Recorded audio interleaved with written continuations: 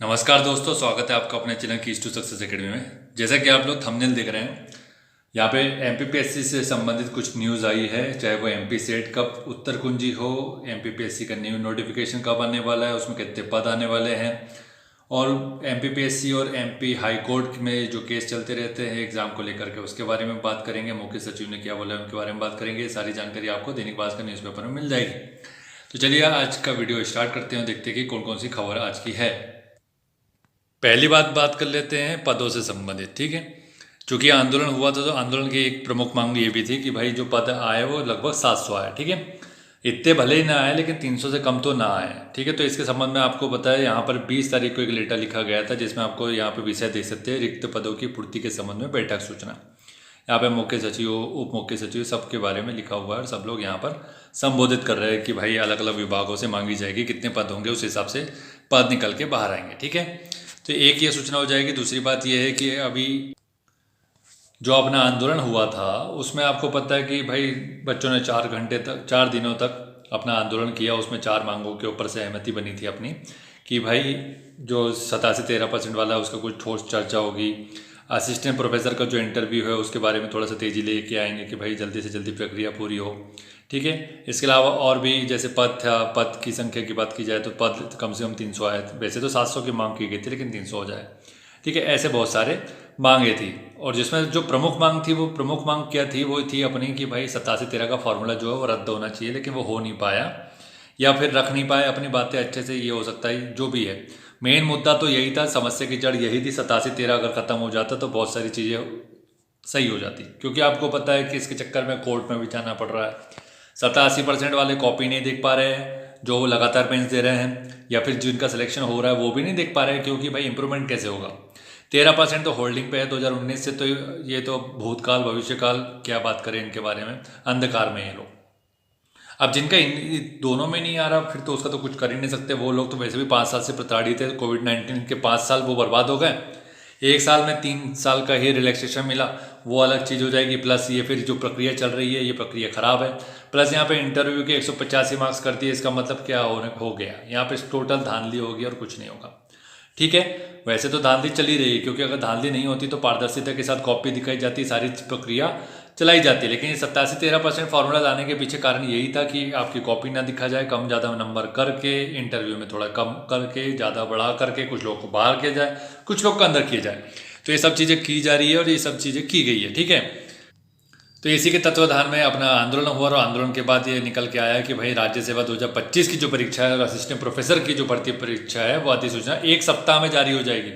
यहाँ पे आप लोग देख सकते हैं क्या लिखा हुआ है कि भाई दोनों एमपीपीएससी असिस्टेंट प्रोफेसर और दोनों की अधिसूचना जारी करेंगे। जो पद के बारे में बात कर रहे हैं राज्य सेवा से संबंधित, वो 300 से ज़्यादा पद रह सकते हैं, लेकिन रह सकते शब्द है पॉसिबिलिटीज़ है। ठीक है, रहेंगे नहीं बोला है, ये थोड़ा समझने की जरूरत है यहाँ पर। तो इस पद के ऊपर सस्पेंस खत्म हो जाएगा जब जैसे आपका नोटिफिकेशन आ जाएगा।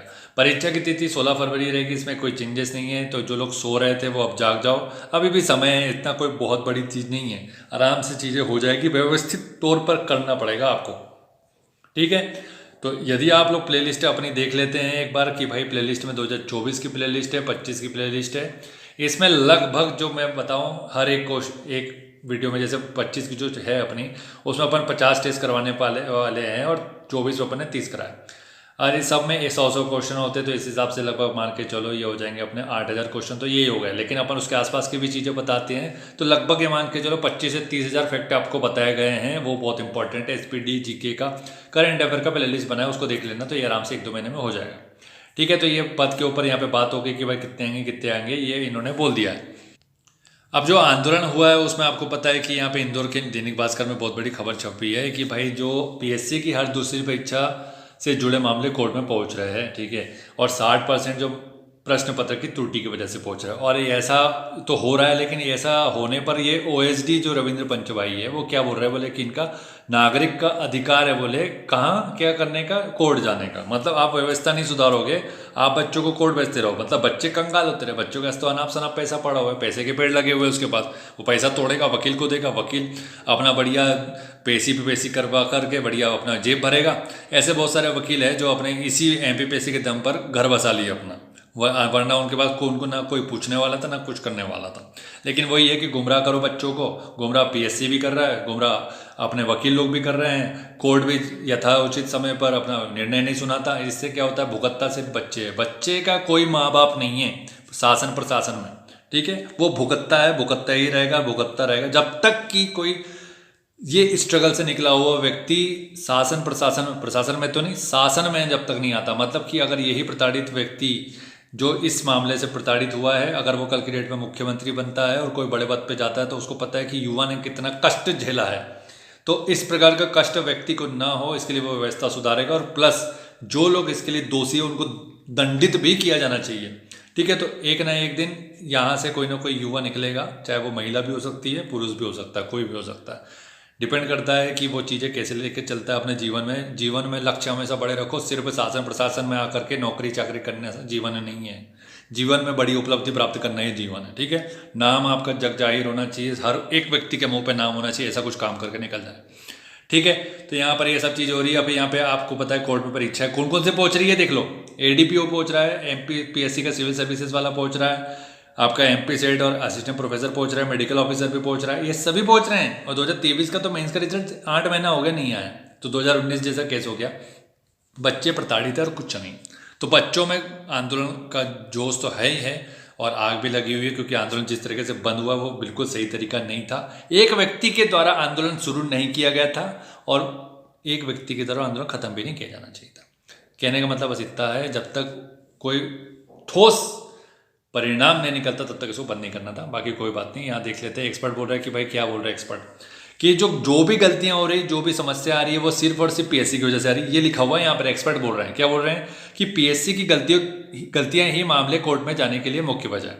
खासतौर पर प्रश्नों के सही जवाब तय करने के मामले में पीएससी पर सबसे ज़्यादा सवाल उठते हैं। अगर पीएससी भविष्य में भी इस पर गंभीरता से प्रयास नहीं करता तो ये मामला, ये जो सिलसिला है वो लगातार चलता रहेगा। और पीएससी चलता रहेगा क्यों? क्योंकि एमपी सेट में आपने देख लिया जो पेपर 1 है उसमें 4 से 5 क्वेश्चन के आंसर गलत दिए।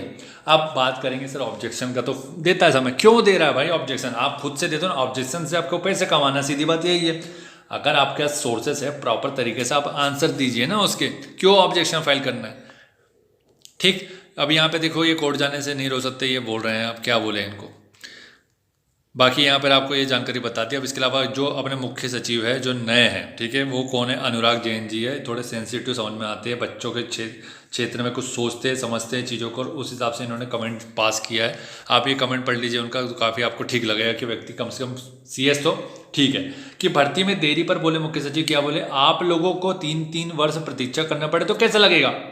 कहने का मतलब, अगर आपका चुनाव हुआ, विधानसभा का चुनाव बोल लो चाहे लोकसभा का चुनाव हुआ, और अगर 3-5 महीने बाद रिजल्ट आए और रिजल्ट में धांधली बोल करके कोर्ट के कल्चर में चला जाए और कोर्ट पे उसको पेशी देते चले जाए, 2-3 साल तक चुनाव का रिजल्ट ना आए और फिर बाद में बोले कि ये तो रद्द कर रहे हैं, तो कैसा लगेगा? मजा आएगा? नहीं आएगा ना।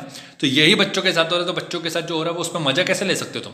और बच्चों को फिर डांटते फटकारते हो, तुम डीएम ऐसे बात करता है जैसे वो मुगल प्रशासन का कोई सेनापति है। हाँ, इस तरीके से प्रशासक बनेंगे क्या आप? और इस तरीके से बच्चों के साथ बिहेव करेंगे? यही बच्चा कल की डेट में अधिकारी बनेगा, तो उसको आप क्या सिखाना चाह रहे हो? कि बच्चों के ऊपर ये बच्चा जो प्रोसेस से निकल रहा है वो तो बच्चा सिंपैथी लेके आना चाहिए ना यार। हम भी उसी दौर से गुजरे हैं, हम आपके साथ पूरी सिंपैथी के साथ खड़े हुए हैं और आप अपने अधिकार क्षेत्र में रह करके काम कीजिए। अगर इतना अच्छा प्रशासक होते तो ये लोक व्यवस्था के नाम पर इनके ऊपर केस नहीं करते, एफआईआर, ठीक है। अब आपको पता है क्या होता है कि भाई परमिशन ली जाती है सभा करने की। आर्टिकल 19 आपका क्या बोलता है कि आप सभा कर सकते हैं, ठीक है, कर सकते हैं। 19(1)(2) में बोला गया कि सभा कर सकते हैं, लेकिन इसी के ऊपर राज्य को अतिरिक्त अधिकार दिया गया, युक्ति युक्त प्रतिबंध लगा सकता है वो, ठीक है, युक्ति युक्त प्रतिबंध भी लगा सकता है वो। तो वो उसके आधार क्या है? उसका एक जो प्रमुख आधार है वो लोक व्यवस्था भंग नहीं होनी चाहिए। लोक व्यवस्था भंग नहीं होनी चाहिए अर्थात क्या? इसका मतलब कि वहाँ जो सड़क है, सड़क पे कोई भी आम जनता है उसके अधिकारों का हनन नहीं होना चाहिए। तो इसी के लिए तो आपसे परमिशन मांगी थी कि भाई इस टाइप की चीज़ें ना हो। अब इन्हें नहीं दी, सोची समझी साजिश, परमिशन नहीं दी, मतलब केस लगा सकते हैं, ठीक है। तो ये इनके साथ किया गया और ये मुख्य सचिव बोल रहे हैं कि भाई इस तरीके से जो भी किया जा रहा है वो ऐसा नहीं किया जाना चाहिए।